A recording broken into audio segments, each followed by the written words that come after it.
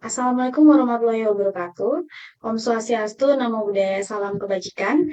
Perkenalkan, nama saya Pregita Anjani Ulakore dengan NIM 220456, program studi S1 Manajemen dari RA3.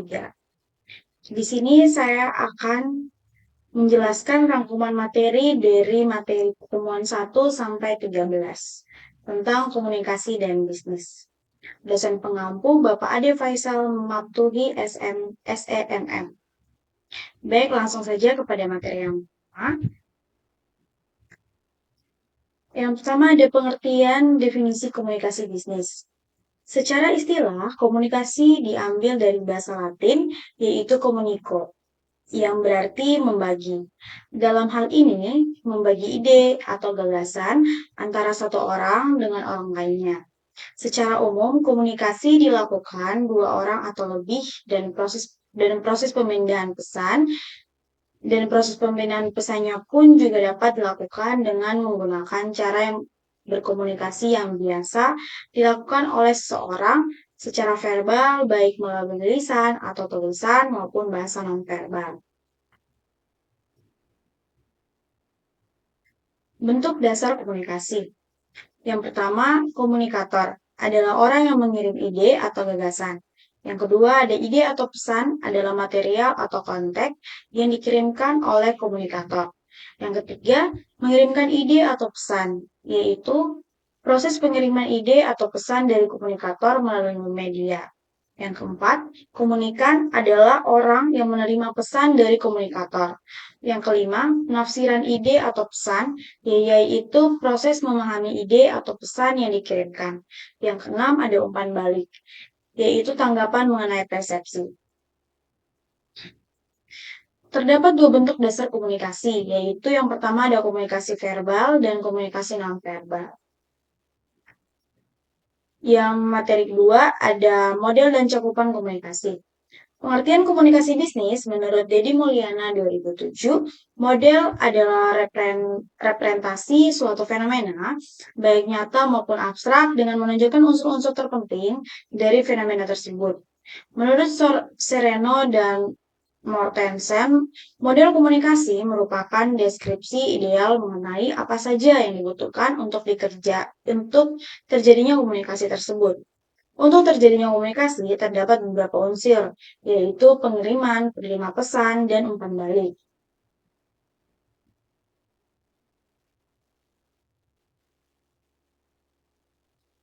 Yang berikut ada jenis model komunikasi. Jenis model komunikasi terbagi menjadi tiga, yaitu model komunikasi linear, yang kedua model komunikasi transaksional, dan yang ketiga model komunikasi konvergensi.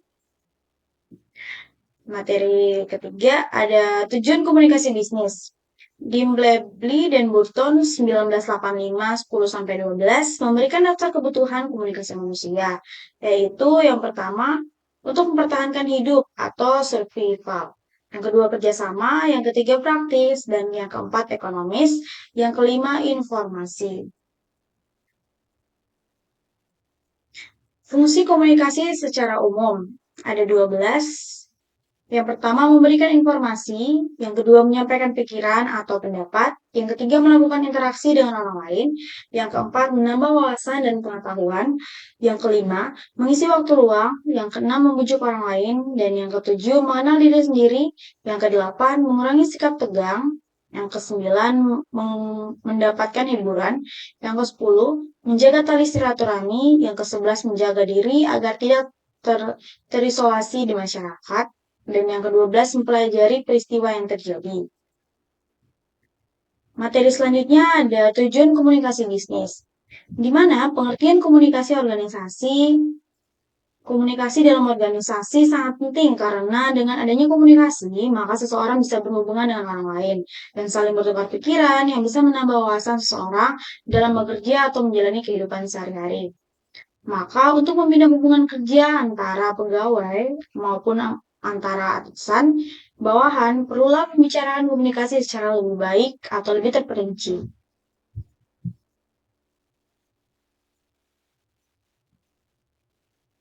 Unsur-unsur komunikasi dalam komunikasi. Yang pertama ada komunikator, yaitu memberi berita yang dalam hal ini adalah orang yang berbicara, pengiriman berita, atau orang yang memberitakan. Yang kedua, menyampaikan berita. Dalam hal ini dapat dilakukan dengan cara mengatakan, mengirim, atau menyiarkan. Yang ketiga, memberitakan berita-berita yang disampaikan. Dapat dalam bentuk perintah, laporan, atau saran. Yang keempat, komunikan, yaitu orang yang dituju, pihak penjawab, atau para pengunjung. Dengan kata lain, orang yang menerima berita, tanggapan, atau reaksi dalam bentuk jawaban atau reaksi. Penyaluran komunikasi dalam organisasi terbagi menjadi dua, yaitu yang pertama komunikasi vertikal dan yang kedua komunikasi horizontal. Materi selanjutnya ada jenis-jenis komunikasi.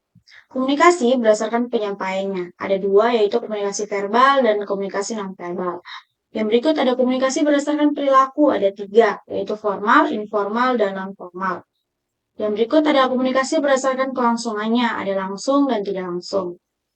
Selanjutnya ada komunikasi berdasarkan maksud komunikasi. Ada tiga, yaitu berpidato, ceramah, dan wawancara. Materi selanjutnya ada komunikasi melalui pesan. Pengertian pesan bisnis. Yang pertama pengertian pesan bisnis. Pesan adalah sesuatu yang dikirimkan ataupun diterima tindakan komunikasi langsung baik berupa komunikasi verbal maupun non-verbal. Atau pesan adalah setiap pemberitahuan atau pikiran dan pesan. Tujuan penulisan pesan-pesan bisnis. Tahap pertama dalam penulisan pesan bisnis adalah memikirkan maksud atau tujuan komunikasi. Seseorang komunikator tentu ingin menjaga nama baik di depan khalayak dan menghasilkan sesuatu yang baik untuk organisasinya. Ada tiga tujuan komunikasi bisnis, yaitu yang pertama memberi informasi, yang kedua melakukan persuasi, dan yang ketiga melakukan kolaborasi.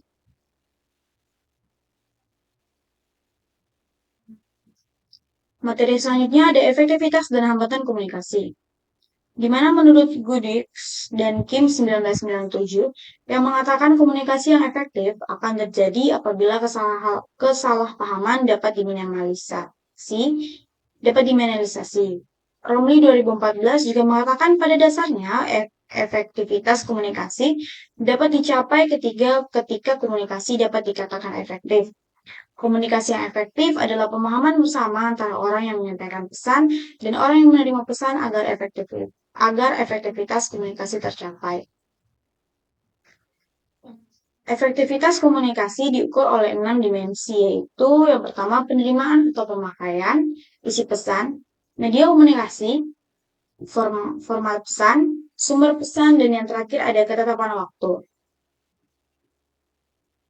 Hambatan komunikasi adalah sesuatu yang menghalangi seseorang untuk mendapatkan dan menerima pesan yang digunakan orang lain dengan benar untuk mengomunikasikan informasi, pemikiran, dan ide mereka. Pada umumnya ada 4 jenis hambatan komunikasi. Yang pertama hambatan personal, yang kedua hambatan kultural, yang ketiga fisik, dan yang keempat lingkungan. Materi selanjutnya ada komunikasi lintas budaya. Di mana komunikasi lintas budaya ini adalah pernyataan diri antara pribadi yang paling efektif antara dua orang yang saling berbeda latar belakang budaya. Ada 7 buah kebudayaan yang dapat disebut sebagai isi pokok dari setiap kebudayaan di dunia yang dapat mendukung proses komunikasi antar budaya, yaitu ada bahasa, sistem ilmu pengetahuan, organisasi sosial, sistem peralatan hidup dan teknologi, sistem mata pencarian hidup, dan sistem kepercayaan serta kesenian. Tujuan komunikasi lintas budaya untuk mengurangi tingkat ketidakpastian efektivitas antar budaya. Hambatan komunikasi lintas budaya dari Traci Noviger dalam Malista 2013 mengemukakan bahwa hambatan komunikasi antar budaya dapat dibagi dalam 3 jenis, yakni hambatan persepsi, hambatan verbal, dan hambatan non-verbal. Materi selanjutnya ada etika komunikasi bisnis melalui teknologi. Komunikasi adalah ilmu yang memperhatikan baik buruknya secara berkomunikasi. Etika komunikasi memperhatikan kejujuran dan terus terang, keharmonisan hubungan, pesan yang tepat, menghindari kecurangan, konsistensi antara pesan yang verbal maupun non-verbal, serta memperhatikan apakah para komunikator memotong suatu pembicaraan atau tidak. Peran dari penggunaan media sosial di dalam komunikasi bisnis, membangun jaringan, menerima informasi dari konsumen, memperkecil pemasaran, menjadi tempat iklan cocok untuk pembisnis yang. Yang berikut, secara umum terdapat ada 4 proses dalam pembentukan strategi, yaitu mendefinisikan problem atau peluang, perencanaan dan pemrograman pengambilan tindakan, dan berkomunikasi, serta mengevaluasi program.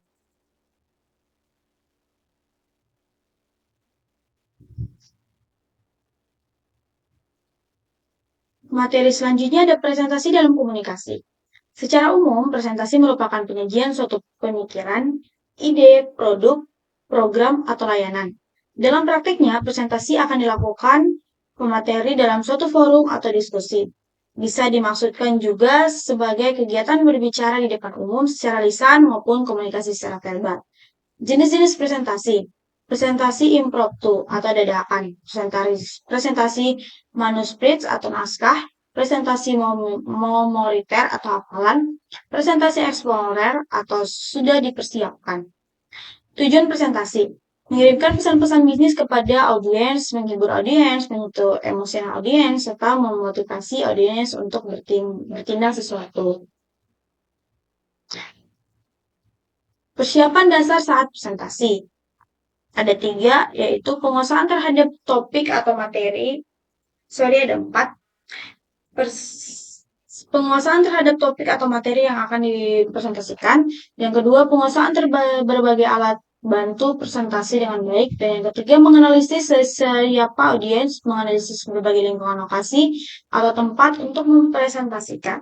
Dan yang keempat, presentasi bisnis kerap kali dilakukan dalam dunia bisnis, baik dalam kaitannya dengan masalah pemasaran keuangan, personalia, produksi, dan teknologi informasi. Oleh karena itu, mereka perlu memperhatikan berbagai faktor yang dapat menunjang keberhasilan presentasi secara efektif.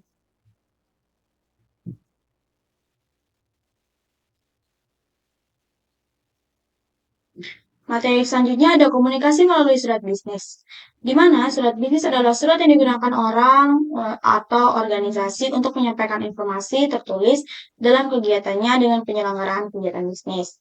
Fungsi penulisan surat bisnis ada 3, yaitu yang pertama sebagai wakil atau duta bagi pengirim surat, yang kedua sebagai pembawaan pesan bisnis dan pengirim pesan kepada pihak lain, alat bukti tertulis atau dokumentasi tertulis, dan yang ketiga adalah untuk mengingat bukti sejarah atau historis pedoman kerja.